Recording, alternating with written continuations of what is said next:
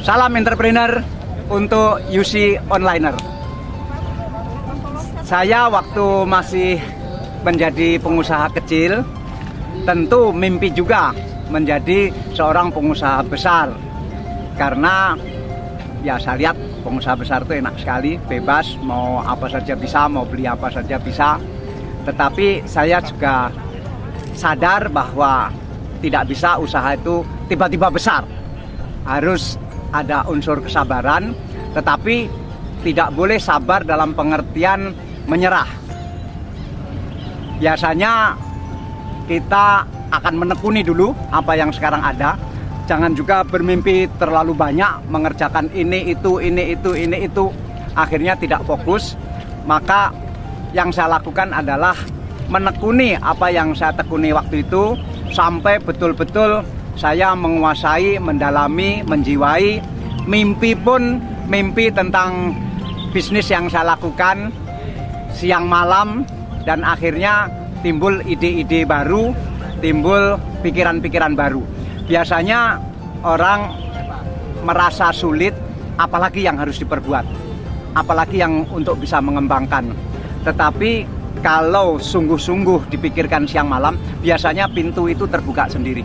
Nah, kalau pintu tidak terbuka, sebaiknya kita merenung diri, apakah kita yang kurang memikirkan.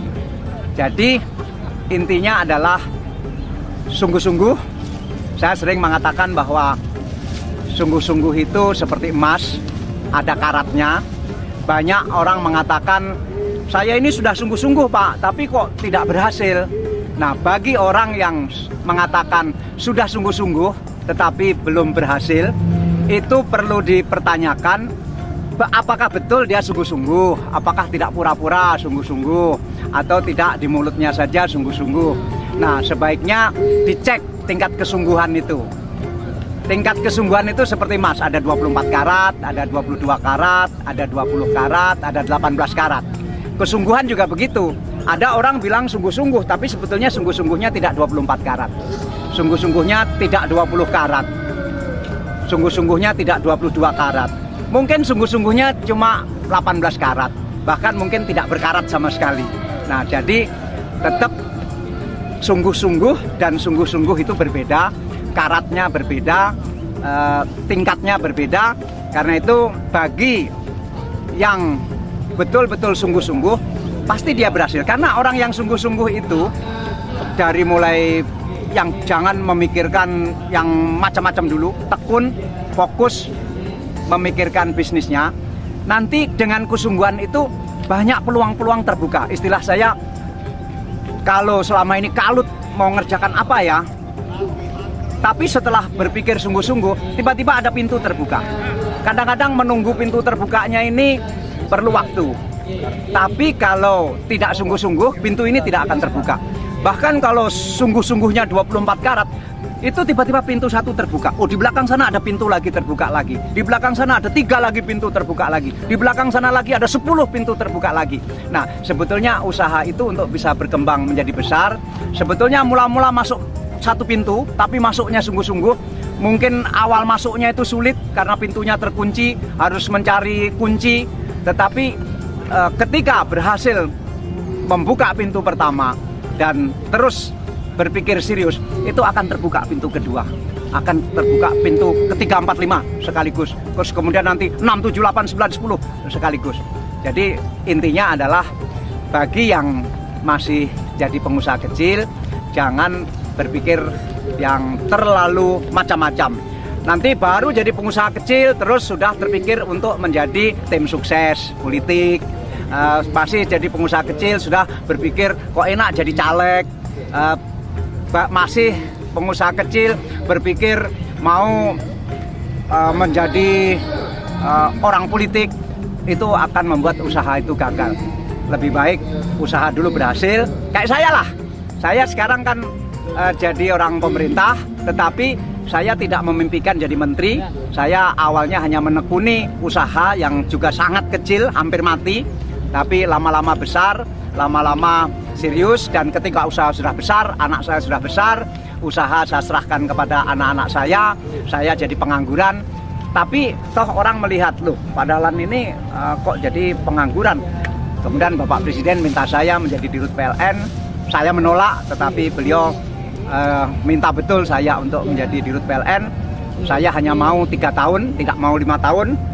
Tapi belum 2 tahun Bapak Presiden sudah minta saya menjadi menteri. Dan saya sebetulnya juga tidak mau, tapi ya beliau bilang harus jadi menteri.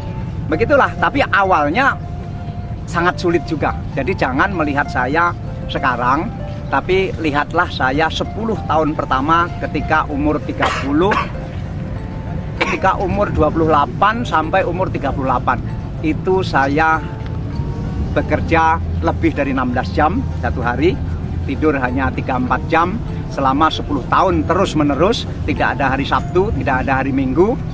Dan banyak orang sudah lupa awal-awal waktu menjadi pengusaha. Banyak orang, iya padahal kan enak, sudah besar. Ya sekarang, tapi 10 tahun pertama sama seperti para pengusaha kecil sekarang, sengsaranya bukan main. Tetapi kan kita tahu ada film itu yang bagus, judulnya Sengsara Membawa Nikmat. Ya harus sengsara dulu baru nanti nikmat. Daripada nikmat dulu baru sengsara. Begitu. Para entrepreneur, saya sudah mengalami jadi karyawan, sudah mengalami jadi pengusaha kecil, sudah mengalami jadi pengusaha menengah, sudah mengalami jadi pengusaha besar, sudah mengalami jadi direktur utama BUMN yang sangat besar, dan sekarang mengalami jadi menteri. Dari semua perjalanan saya itu, yang paling membahagiakan dan paling menyenangkan adalah ketika jadi pengusaha. Kenapa? Jadi pengusaha itu bebas, tidak punya atasan, tidak ada yang merintah-merintah. Kita sendiri juragannya, kita sendiri atasannya. Sehingga ketika saya diminta Bapak Presiden menjadi Direktur Utama PLN, saya kaget sekali.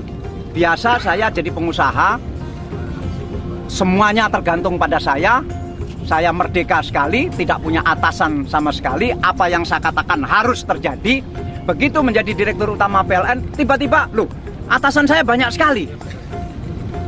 Sekali punya atasan banyak banget. Menteri Keuangan atasan saya, Menteri BUMN atasan saya, Menteri ESDM atasan saya, Wakil Presiden atasan saya, Presiden atasan saya, DPR atasan saya.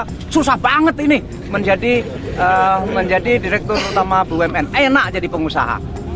Nah, kemudian jadi menteri gimana? Sama saja, tidak enak. Apalagi tiap hari dihujat orang, sudah kerja juga nggak dipuji, berprestasi juga seperti nggak ada artinya. Saya tetap menganggap bahwa jadi pengusahalah saat-saat paling membahagiakan, karena kemerdekaan ada di kita. Mau jungkir balik terserah kita, dan pengusaha adalah manusia yang sangat merdeka, dan peranannya bagi negara pengusaha lebih besar. Pada tahun 45 Indonesia merdeka, yang merebut kemerdekaan adalah para pejuang, para tentara, para politisi. Kita bisa mengalahkan Belanda waktu itu.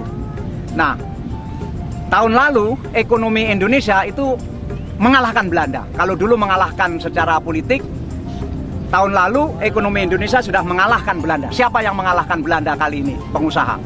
Karena ekonomi kita besar, karena pengusaha kita maju, bukan karena yang lain-lain maju. Sehingga kalau tahun 45 para pejuang memerdekakan Indonesia, mengalahkan Belanda, tahun 2011 Indonesia mengalahkan ekonomi Belanda, dan yang mengalahkan itu adalah pengusaha. Jadi pengusaha adalah sama tingkatnya dengan pahlawan kita di masa yang lalu.